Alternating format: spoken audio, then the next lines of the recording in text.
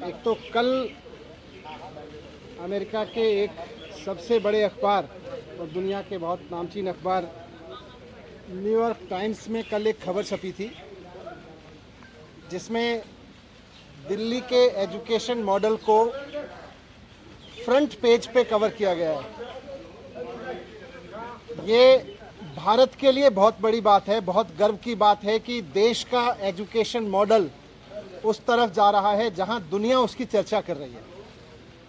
भारत के education model में दुनिया को कुछ ऐसा दिखाई दे रहा है, दुनिया के सबसे बड़े अखबारों को ऐसा दिखाई दे रहा है ताकि वो दुनिया को प्रेरित कर सकें, उससे दुनिया को बता सकें। ये हमारे लिए गर्व की बात है। अभी मैं ये देख रहा था कि इसी न्यूयॉर्क टाइम्स के फ्रंट पेज पे करीब 1.5 साल पहले ये तस्वीर छपी थी, आपने भी देखा होगा, जिसमें कोविड के दौरान नदी के किनारे जलती हुई लाखों लाशों की तस्वीरें छपी थीं। कोविड के दौरान लाखों लाशें मां गंगा के किनारे पर किस तरह से गैर इंसानियत से जलाई गई थी, उसकी तस्वीर, उसकी खबर न्यूयॉर्क टाइम्स में छपी थी 1.5 साल पहले। जब ये खबर हमने देखी थी और देश के लोगों ने देखी थी तो एक भारतीय के नाते थोड़ा अपने आप पे शर्म आई थी, अपनी गवर्नेंस पे शर्म आई थी, अपने मॉडल पे शर्म आई थी। दुनिया में कोविड हैंडल हो रहा था लेकिन हम ऐसे हैंडल कर रहे थे, इस पर शर्म आई थी कि भारत में कोविड ऐसे हैंडल हो रहा है। कल जब ये खबर छपी तो एक भारतीय के नाते सबको गर्व हुआ कि भारत में एजुकेशन का ऐसा मॉडल है जिसको न्यूयॉर्क टाइम्स जैसे अखबार फ्रंट पेज पे लीड स्टोरी बना बना के पूरी पिक्चर और पूरी स्टोरी छाप रहे हैं, इतना बड़ा आर्टिकल छाप रहे हैं।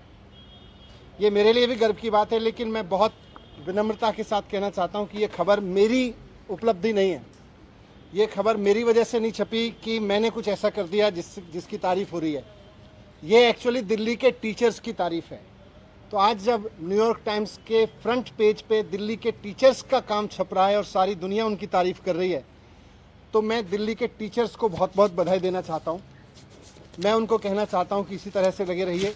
लाखों करोड़ों बच्चे, आने वाली पीढ़ियाँ इस बात को याद रखेंगी कि दिल्ली के टीचर्स ने और दिल्ली के बच्चों ने इतनी मेहनत की कि उनका काम दुनिया में, सारी दुनिया के सर चढ़ के बोला, सारी दुनिया में भारत की तारीफ का कारण बना। ये हम सब के लिए और ख़ासतौर से हमारे टीचर्स के लिए गर्व की बात है। कल मेरे घर सीबीआई के ऑफिसर्स आए थे और दिल्ली सचिवालय में मेरे जो एजुकेशन मिनिस्टर का, डिप्टी सीएम का ऑफिस है, वहाँ पर भी उन्होंने रेड की थी। सारे ऑफिसर्स दोनों जगह बहुत अच्छे लोग थे, बहुत अच्छे से सबने बहुत व्यवहार किया। उनको ऊपर से ऑर्डर्स हैं, उसकी तामील उनको करनी है। जो भी उनसे सही गलत कराया जा रहा है वो ऊपर के ऑर्डर से कराया जा रहा है। लेकिन मैं व्यक्तिगत रूप से खुद और अपने परिवार की तरफ से उन तमाम सीबीआई ऑफिसर्स का बहुत धन्यवाद करना चाहता हूं जिन्होंने कल बहुत अच्छे से मेरे परिवार के साथ व्यवहार करते हुए मेरे घर को सर्च किया। और मुझे व्यक्तिगत रूप से उनसे मिलके अच्छा लगा। सीबीआई कोई अपने घर पे नहीं चाहता है, लेकिन अच्छे लोग थे, अच्छा लगा। जिस एक्साइज पॉलिसी के बारे में ये सारा विवाद खड़ा किया जा रहा है, मैं उसके बारे में कहना चाहता हूं कि वो इस देश की सबसे बेस्ट एक्साइज पॉलिसी है और उस पॉलिसी को हम पूरी ट्रांसपेरेंसी और पूरी ईमानदारी से लागू कर रहे थे और बहुत ईमानदारी से वो पॉलिसी तैयार की गई। अगर दिल्ली के एलजी साहब ने 48 घंटे पहले उस पॉलिसी को फेल करने की साजिश के तहत अपना फैसला नहीं बदला होता तो आज दिल्ली सरकार को इस बेस्ट एक्साइज पॉलिसी से कम 10,000 करोड़ रुपए हर साल मिल रहे होते। ये लोग कह रहे हैं कि इस पॉलिसी में बहुत बड़ा घोटाला हो गया। कल मैं मनोज तिवारी जी का एक प्रेस कॉन्फ्रेंस देखा मैंने। मनोज तिवारी जी कह रहे थे कि 8,000 करोड़ का घोटाला हो गया है एक्साइज पॉलिसी में। मनीष सिसोदिया ने 8,000 करोड़ का घोटाला किया। फिर थोड़ी देर बाद बीजेपी के और एक नेता आए प्रेस कॉन्फ्रेंस करने या शायद किसी मीडिया में बात करने, वो बोले 1100 करोड़ का घोटाला मनीष सिसोदिया ने किया है। फिर मैं सोच रहा था कि एलजी साहब ने जो प्रेस रिलीज जारी किया था उसमें उन्होंने लिखा था 144 करोड़ का घोटाला कर दिया मनीष सिसोदिया ने। कल फिर जब सीबीआई के ऑफिसर्स आए तो वो एफआईआर लेके आए थे, उसमें ना 8000 करोड़ का जिक्र था, ना 1100 करोड़ का जिक्र था। उसमें लिखा था सोर्सेज कह रहे हैं कि 1 करोड़ का घोटाला हुआ है।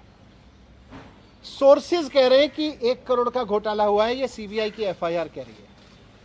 इसमें ना 144 करोड़ का जिक्र है, ना 11,000 करोड़ का जिक्र है, 1100 करोड़ का, ना 8000 करोड़ का मनोज तिवारी जी वाला जिक्र है।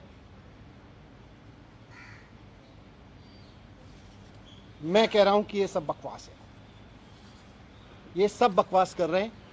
इस पूरी पॉलिसी में कोई घोटाला नहीं हुआ, बहुत शानदार पॉलिसी है। और जो ये लोग कह रहे हैं, इनको ना तो कुछ पता है, ना इन्होंने कुछ पढ़ा है, बस इनको तो कहीं से कोई स्क्रिप्ट जो दी जाती है ये उसको रटते हैं। मैं आज आपको बताता हूं कि इस पूरे शोर शराबे के पीछे असली कहानी क्या है, इसका सच क्या है। सच ये है कि मुद्दा शराब का घोटाला है ही नहीं। इनको शराब के किसी घोटाले की चिंता नहीं है, इनको घोटाले की चिंता नहीं है। अगर इनको शराब के घोटाले की चिंता होती तो गुजरात में हर साल 10,000 करोड़ रुपए की एक्साइज चोरी होती है। अगर शराब की एक्साइज की चोरी की अगर चिंता इनको होती, एक्साइज के घोटाले की इनको चिंता होती, तो आज ये सीबीआई का पूरा हेडक्वार्टर गुजरात में शिफ्ट करा देते 10,000 करोड़ का घोटाला रोकने के लिए। और यही लोग करवा रहे हैं, जो लोग सीबीआई को इंस्ट्रक्शंस दे रहे हैं ना, यही लोग गुजरात में 10,000 करोड़ रुपए की एक्साइज की चोरी कर रहे हैं। लेकिन इनको घोटाले की चिंता नहीं है, शराब की एक्साइज की पॉलिसी में हो रही चोरी की किसी की चिंता नहीं है, क्योंकि गुजरात में 10,000 करोड़ की चोरी हो रही है। वहां सीबीआई नहीं भेजते। अगर घोटाले की चिंता होती तो ईडी का दफ्तर वहां खुल जाता, ईडी का पूरा हेडक्वार्टर वहां शिफ्ट हो जाता। वहां नहीं हो रही कोई धरपकड़। इसलिए मुद्दा तो करप्शन है ही नहीं, मुद्दा तो शराब का घोटाला है ही नहीं, मुद्दा तो घोटाला है ही नहीं।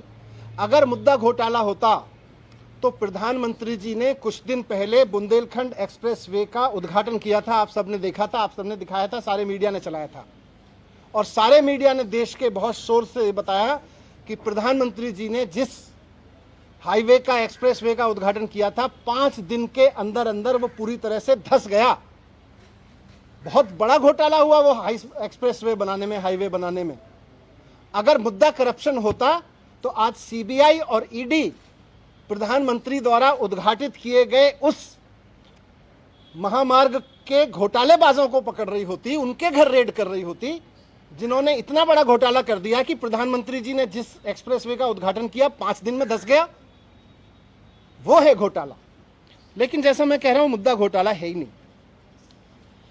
शराब या एक्साइज की चोरी इनकी परेशानी है ही नहीं। इनकी परेशानी है अरविंद केजरीवाल। इनकी परेशानी है कि अरविंद केजरीवाल जिस तरह से अब पूरे देश में एक काम करने वाले ईमानदार नेता के रूप में पहचान बनाते जा रहे हैं और पूरे देश के लोग अब उनको पसंद करने लगे, इनकी परेशानी ये है। और पंजाब के बाद तो पूरे देश में अरविंद केजरीवाल जी को एक राष्ट्रीय विकल्प के रूप में देखा जाने लगा है। इनकी परेशानी ये है। ये जो पूरी कार्रवाई मेरे खिलाफ हो रही है, ये जो पूरी कार्रवाई मेरे दफ्तर में हो रही है, मेरे घर में रेड डाली जा रही है, ये हो ही इसलिए रही है कि अरविंद केजरीवाल जी को रोकना चाहते हैं। ये अरविंद केजरीवाल जी को रोकने की जो साजिश रची जा रही है उसी स्क्रिप्ट का हिस्सा है। आप सब जानते हैं, देश जानता है कि अरविंद केजरीवाल जी की सबसे बड़ी ताकत है कि वो एक बहुत कट्टर ईमानदार नेता है। अरविंद केजरीवाल जी की दूसरी सबसे बड़ी ताकत है कि उनको काम करना और काम करवाना आता है। उनको दिल्ली का एजुकेशन ठीक करके उन्होंने दिखा दिया कि एजुकेशन कैसे ठीक होता है। उन्होंने हेल्थ ठीक करके दिखा दिया कि हेल्थ सिस्टम कैसे ठीक होता है।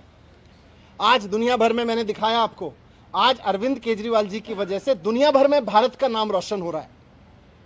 इसलिए आज ये इत्तेफाक नहीं है कि हेल्थ और एजुकेशन पर दुनिया भर में भारत का नाम रोशन करने वाले अरविंद केजरीवाल जी के हेल्थ मिनिस्टर के यहाँ छापे डाले जा रहे हैं, उनको जेल में डाला जा रहा है। उनके एजुकेशन मिनिस्टर के यहाँ छापे डाले जा रहे हैं, उनको मुझे जेल में डालने की तैयारी की जा रही है। मेरी गलती ये थोड़ी ना है, वो भी जानते हैं कि कोई भ्रष्टाचार नहीं हुआ। इनको पता है कि कोई भ्रष्टाचार नहीं हुआ, इसीलिए उलझुल बके जाते हैं। इनको, मैंने भ्रष्टाचार नहीं किया, मैंने सिर्फ इतना किया है कि अरविंद केजरीवाल जी का एजुकेशन मिनिस्टर हूं मैं, इसलिए ये कर रहे हैं, इसलिए ये साजिश रची जा रही है। इन्होंने पहले अरविंद केजरीवाल जी के हेल्थ मिनिस्टर को गिरफ्तार किया, फिर कल मेरे यहां रेड डाल दी, अब 2-4 दिन में मुझको भी गिरफ्तार कर लेंगे। तो हेल्थ और एजुकेशन मॉडल जो है अरविंद केजरीवाल जी का, इनका मकसद है कि उसको रोका जाए। मैं कहना चाहता हूं कि देश के प्रधानमंत्री नरेंद्र मोदी जी को पूरे देश ने इतना बड़ा जनमत दिया है, ये शोभा नहीं देता प्रधानमंत्री जी को, नरेंद्र मोदी जी को ये शोभा नहीं देता कि वो इस तरह की छोटी छोटी सोच रखते हैं कि कोई आदमी काम करे तो उसके हेल्थ के काम को रोक लो, एजुकेशन मिनिस्टर को जेल में डालो, हेल्थ मिनिस्टर को जेल में डालो, क्योंकि वो अच्छा काम कर रहे हैं, क्योंकि सारी दुनिया में तारीफ हो रही है। अरविंद केजरीवाल जी में और नरेंद्र मोदी जी में मैं आज रखना चाहता हूं आपके सामने कि अरविंद केजरीवाल जी और नरेंद्र मोदी जी में यही फर्क है। केजरीवाल जी को अगर कोई अच्छा काम करते हुए दिखता है तो केजरीवाल जी उसकी प्रशंसा करते हैं, उससे प्रेरणा लेते हैं, उसकी तारीफ करके उसका हौसला बढ़ाते हैं और खुद उससे सीख के खुद करना चाहते हैं। मोदी जी का रुख यह है कि उनको अगर कोई अच्छा काम करता हुआ दिखता है तो वो उसके काम को रोकना चाहते हैं, उसके काम को साजिश के तहत रोक रोक के उसके लोगों को और उसको सीबीआई और ईडी का डर दिखा दिखा के उसको रोकना चाहते हैं। 2 दिन पहले अरविंद केजरीवाल जी ने make in India campaign launch किया। देश को नंबर 1 बनाना है, शिक्षा के जरिए, स्वास्थ्य के जरिए, रोजगार के जरिए।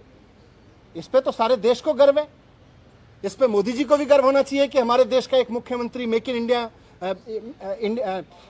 नंबर 1 कैंपेन लॉन्च कर रहे हैं, हेल्थ और एजुकेशन के जरिए एक देश का विकास करने का विजन लेके चल रहे हैं।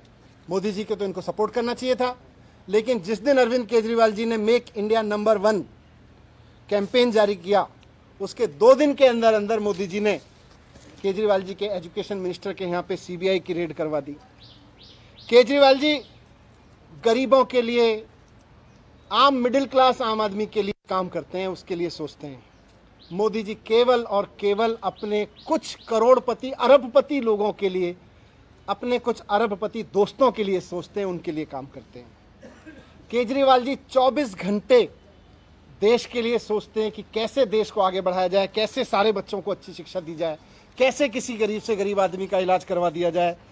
मोदी जी 24 घंटे ये सोचते हैं कि कौन से राज्य में पोजीशन की सरकार है, उसको पैसे देके या सीबीआई का डर दिखा के या ईडी का डर दिखा के कैसे उसको गिरा दिया जाए। मोदी जी 24 घंटे ये सोचते रहते हैं। जिस तरह से इन्होंने पिछले दिनों में पैसे के दम पे, ईडी के दम पे, सीबीआई के दम पे कई सरकारें गिराई हैं, आप सबने भी रिपोर्ट किया है। महाराष्ट्र में, गोवा में, तमाम बिहार में भी किया था इन्होंने, कर्नाटक में किया, मध्य प्रदेश में किया।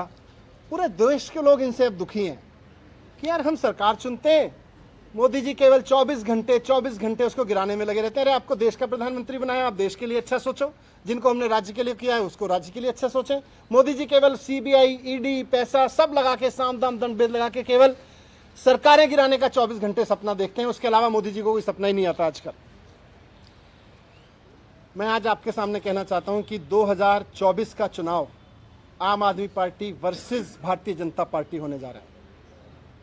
अब तक लोग पूछते थे कि मोदी वर्सेस हु, अब पूरे देश में माहौल बन रहा है कि मोदी जी नहीं चाहिए, अरविंद केजरीवाल जी को एक मौका देना है, एक मौका अरविंद केजरीवाल जी को देना है। अब ये बात पूरे देश से गूंजने लगी है।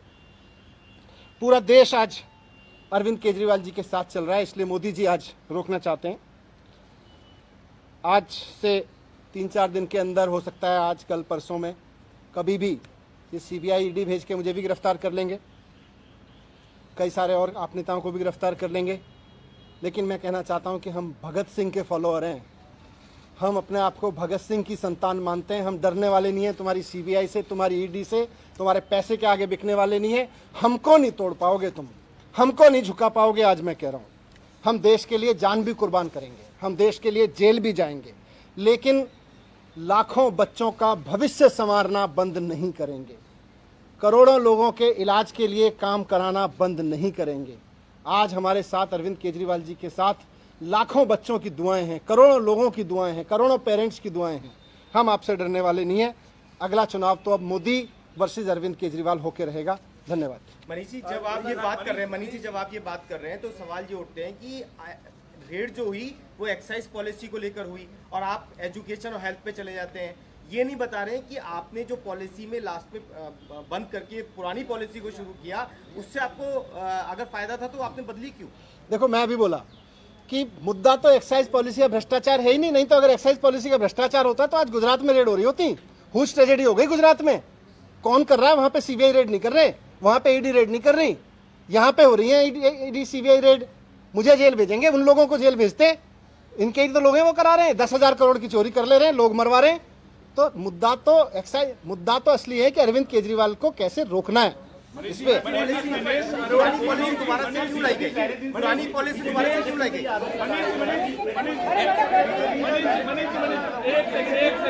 बीजेपी पहले दिन से ये आरोप लगा रही है कि 144 करोड़ रुपए जो हैं धारकों के रिफंड किए गए और ये चीफ सेक्रेटरी की रिपोर्ट में भी ये वाली बात है जिसके मैं कह रहा हूँ ये सीबीआई की एफआईआर है। इसमें मनोज तिवारी के 8,000 करोड़ का घोटाला कहाँ है? इसमें बीजेपी के नेताओं के 1100 करोड़ वाला घोटाला कहाँ है जो कह रहे हैं? इसमें वो 140 करोड़ का घोटाला कहाँ है? बताएं। इसमें लिखा है कि सोर्सेज कह रहे हैं कि 1 करोड़ का घोटाला हुआ है। सीबीआई की एफआईआर में ये कहा है कि पब्लिक सर्वेंट ने उनके पॉलिसी को बनाते हुए अंडू फेवर किया मिडलमैन और उनको इसमें समीर महिंद्रू है, उसने जो एक पैसा ट्रांसफर किया 1 करोड़ रुपए, वो दिनेश अरोड़ा की आम आदमी पार्टी के लीडर का बड़ा करीबी है। क्या संबंध है? दिनेश अरोड़ा को जानते हैं? क्या ये क्या है?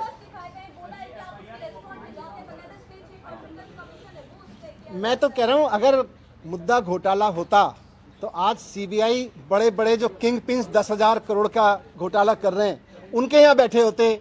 मेरे यहाँ किसी के यहाँ बैठे हैं, उनको भी पता है कि घोटाला नहीं है, बैठे हैं, ठीक है। थैंक